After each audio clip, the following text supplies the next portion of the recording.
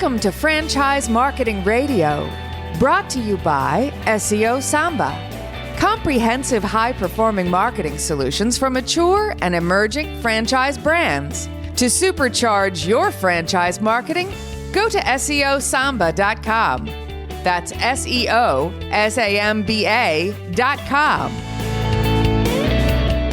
Lee Cantor here, another episode of Franchise Marketing Radio, and this is going to be a good one.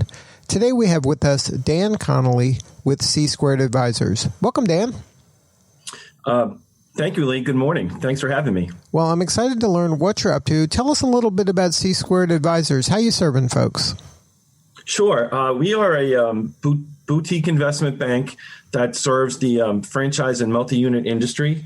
We're not focused on the store level operations. We're more in the advice business, strategic advice, financial advice. We help folks, buy and sell their companies, put the valuation on those companies. Sometimes we'll get involved with partnership valuations, help them obtain capital, both the debt and equity variety. And, really kind of be there for the long term. These folks spend an inordinate amount of time building their businesses, and it's nice to have an independent voice when they need to make, big decisions, whether to buy or sell, grow, contract, bring in partners, and so on. And we're there to help them every step of the way. But primarily your advice is in and around the financing? It is. It's around the financing, the mergers and acquisitions. When's the right time to potentially buy into companies, sell companies? What's the market going in that direction, and help them through that process? Yes.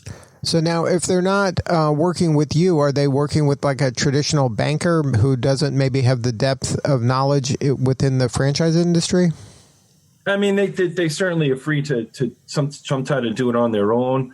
Some can work with other folks.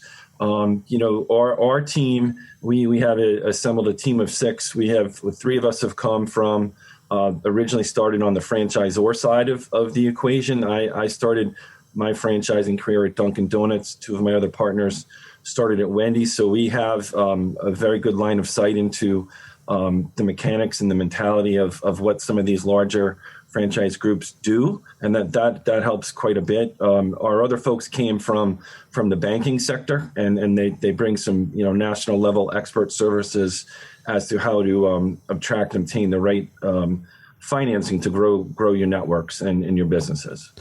But when folks are working with you, are they looking to grow, or are they looking to exit, or is it a mixture? Yeah, it's definitely both. I think we try to help along the way. To grow, it's about finding the right capital, aligning yourself with the right opportunities. We spend a lot of time with folks that are in the beginning of the stages, and they're looking for the right acquisition opportunities, and we spend quite a bit of time trying to find that right fit. Conversely, when folks and groups have realized that they're at the end of their career and want to harvest their equity. And many of these franchisees, a vast majority of their family's net worth is tied up in the business. We'll spend time working with those folks. And usually it's 6 to 9 months even before they're ready to sell, get the books and records in shape, have all the documents ready to go, make sure they've had the right conversations with their partners, their family members. If they're in a franchise system, it's important to speak to the brand about your intentions, and then we really get them ready for market as well. So then it sounds like you can be working with them for a long time. You can be helping them grow up to the point where they're ready to exit, and then helping them along the lines from that standpoint as well. Yeah, that's fair. I would say it's most times that's how it happens, that we've been there during the journey, helping them grow. And as a result, the trust is there, the connection's there. And when it comes time to harvest that equity, we're usually there to be part of that process as well. So now, as we're kind of coming out of COVID here in the United States, did that impact the business in terms of more people looking to take advantage of that? Because there was a lot of real estate opportunities happening during COVID, still happening, and then there was some people that were struggling and then maybe had to exit prematurely. Yeah, I mean it's been a whirlwind year plus for everybody here, and business is is no exception. From where we stand, we do a lot of work in the franchise restaurant industry. A lot of that is in QSRs, quick service restaurants. So that is the some of the larger chains that a lot of your listeners will know. That's the Wendy's, the Burger King, McDonald's, Dunkin' Donuts, Taco Bell, Popeyes, brands like that. And to the extent that your brand had a drive-through, that they had a strong mobile ordering platform, that they were able to keep their employees. They may have actually done and grown market share and sales through the pandemic, and also some of that was regional, and some areas were hit worse at certain times, and then if your stores were more suburban and able to be accessed with folks staying home, that may have helped versus some that were in the inner cities or business districts that didn't get the traffic that they normally got pre-COVID. So it became a big question and answer of it just depends. And we spent a lot of time working with folks, finding out what COVID did for them and how to react and put yourself in the best position as a result of the business factors going on. What about the lending environment in regards to COVID? What changes did you see there? Well, there's quite a bit. We've definitely seen a lot of merging in the banking system, and many banking partners have first kind of paused their lending, and then now as things start to open up, they've come back and are looking for new loans and looking for great opportunities. And really, what we did is we kind of went through our database and pulled about 100 lending contacts in the industry that we've all done business with over the years, and we basically employed, if you will, a stoplight analogy and tried to figure out which banks were in which category, and if that's red, yellow, and green, it's green was that they're open for business and their bank was healthy and they're ready to go. Red was they weren't really available to take business and it wasn't the right spot, and many banks were in the caution yellow spot, and it became a matter of it just depends, and we really spent a lot of time working with them and working with our clients to figure out our clients' capital needs and to make sure when they were ready to go and access the capital markets that they were working with the banking institutions that were in the green light category. So that's been ongoing. The good news is that as we're coming out of this, more banks are getting their business back in order and getting back into the green category, and we're seeing a presumption of, I wouldn't say business as usual, but it's definitely picking up, and optimism has come back for sure as the vaccinations have got more arms each day. Now, in your work, you mentioned a lot of the larger brands that you work with. Is there a place for those emerging franchises in your system, or do you primarily serve the larger enterprise level franchises? No, we can take smaller firms, or our founding partner, Cardi Davis, is started with the Sports Clip franchise back when it was, I think, 100 or 200 units. It's up over 2,000 units now. He built a business starting with one store, and it's, I think, 75 plus stores. So we're very comfortable working with some of the smaller startup brands as well. We're a boutique firm. We get to pick and choose our clients. And we like working with folks that have a story, have a work ethic, and want to go on the journey with us. So while we definitely have some of the larger tier brands, we're excited when we can work with some of the embryonic and startup ones as well. What advice would you give those startup brands if you were advising them in terms of getting their financial house in order to have that kind of strong roadmap for growth and eventual exit? Yeah, I mean, I think it's definitely important to work on the unit level economics of a brand, and then clearly, these brands spend a lot of time doing that. And once you do that, I think if you can replicate that in a different market, a different DMA or city, you show that the brand has some ability to move geographies. Once you have those two things, you're you're kind of ready to grow and take that next step and keep growing. So the unit level economics work from a franchisor perspective. It allows them to attract and maintain high caliber franchisees. When a franchisee's making money, they're more apt to grow and want to grow and grow quickly. And by and large, that will attract the right capital, both from a debt and a equity standpoint. And once the banks get comfortable and understand that these things, or that this particular business is growing and performing well from a profit standpoint, they're more apt to get in and be part of that growth story as well.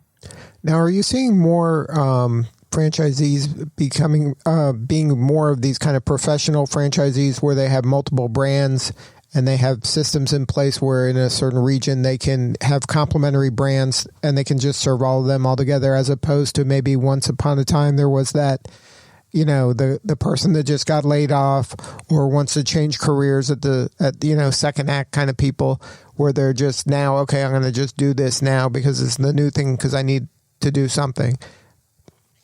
Yeah, I mean, there are certainly franchise opportunities for folks like that. We spend more time in the tier one brands at that point, you really do see the professional capital coming in with the family office and private equity.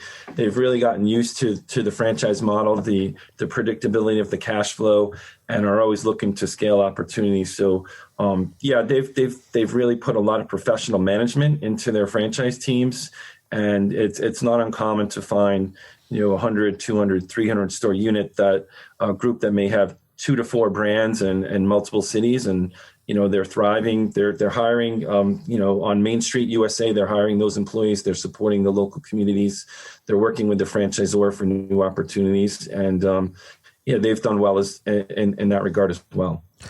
Now, as the franchising industry kind of continues to mature and grow, and I see no stopping it at this point, I'm sure you would agree, having a team like yours on board stops becoming a nice to have and becomes almost a must have, right? Because you need this kind of brain power and connections in order to really leverage what you got. Well, yeah, we like to think so. We've had some of our clients for a long time. They become friends, they become business associates. You see them at the conventions, and we are optimistic. Maybe not the next couple of months, but once we get through this, that the in-person meetings will happen.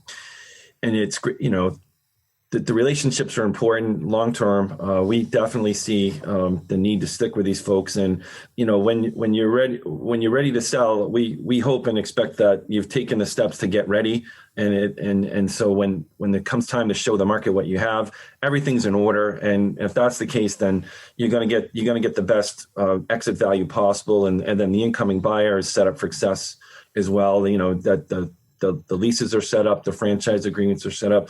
You've got systems in place with your employees. You built the relationships with the brands, the local chamber of commerce or wherever you're working, and it's a very transferable business. So it takes a lot of work. It's never over, and we like to be there every step of the way and help our clients do that.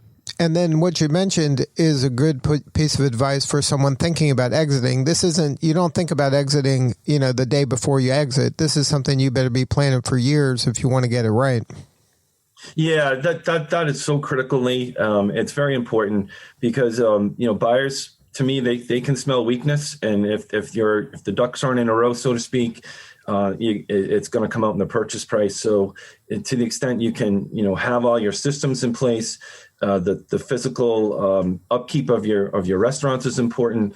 The retention of your employees, like I said, the leasing situation, the franchise agreements, all those things. And then really, if you're doing it with family members, that everybody's on the same page of how you're going to do it. If you have various active and passive business partners, all those conversations take time, and it may take a period of months or even a year or two to get all stakeholders aligned. And we see once they're aligned and you do go to market, the process works much better, and it's a better outcome for all. 100% sure of that. Now, when you're working with your clients, is this something that you're advising them and saying, hey, we recommend you do A, B, and C, or is it something where you're rolling up your sleeves and actually kind of diving in there as well?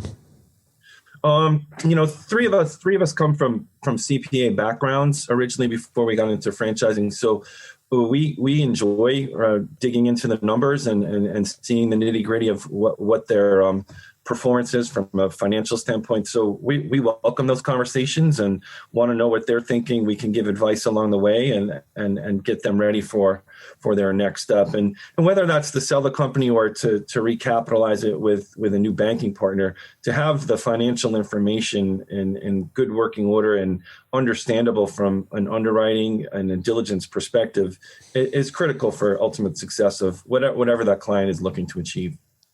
Now, for you, what do you need more of? How can we help you? We love people. We work with franchisors, but we love working with franchisees. We talk to many people that we don't end up engaging. We're happy to help, and if we think we can help, we try to refer them over to folks in our networks that may be a better fit for them. The franchising world, the ecosystem that is franchising, is a very friendly culture, in my opinion. People move on from different brands, different banks, different systems, but there's a real sense of camaraderie. We love hearing from franchisees. We really respect the risk they take, the effort they put in. They're the ones that are running those businesses, and there's no text or phone call that's too early or too late at night. There's no 9 to 5 with us. We know that's the way they live. They put everything, heart and soul, into those businesses, and we try to match that effort. And we'd be happy to talk to any potential clients that need our services and would welcome a chance to help them attain their goals. And then the pain or frustration they're having right now is they're either thinking about growing or exiting, or they're at some point of transition. Is that where you guys come in? We certainly can, and we're having those conversations now. Some systems and some brands may have been impacted a little bit differently than others, and so we're trying to work with folks to hang on. And if you can you make it another 6 months? There's light at the end of the tunnel. The market performance is improving. If you think you can make it to the end of the year, I think you'll achieve a better sales price on the way out. Where others they've really had a gangbuster last 2 or 3 quarters, and there's just such demand in the market for healthy enterprises, and really, I think if you see brands that have nailed the drive-through component, have nailed the digital online ordering, contactless pickup, payment systems, all those things, there's a real sophisticated group of franchisees with dedicated capital behind them, looking for opportunities, and we try to make those matches happen, and they are happening as we speak. Yeah, that's one of those things that if you were able to get that figured out, then that's the gift that's going to keep on giving. It is. And, the customer always wins, and the customer spoke loudly than ever. And, I think, unfortunately, COVID, exacerbated the issue of the winners and losers here. And, things may go back to normalcy in some regards, but customers' expectation for convenience and choice isn't going away. And the brands and the franchise groups that understand that and work with them and work with their businesses to meet and exceed the customer's expectations, like always, will win. And we've certainly seen that happen at a bigger rate because of the COVID impacts. Well, Dan, congratulations on all the success. If somebody wants to learn more about what your firm has to offer, is there a website where they can get a hold of you? There is. Sure. It's C, the number 2 advisorygroup.com. They can certainly reach us there. My email, if I can leave that, is Dan at C, the number 2 advisorygroup.com. And honestly, I'm happy to leave my cell phone number. I'll take any cell call at any time. It's 617-784-7866. Well, Dan, congratulations on all the success, and thank you so much for sharing your story today. You're doing important work for this industry, and we appreciate you. Lee, thank you for having us. I appreciate it, and best of luck to all your listeners. Thank you. All right, this is Lee Cantor. We will see you all next time on Franchise Marketing Radio.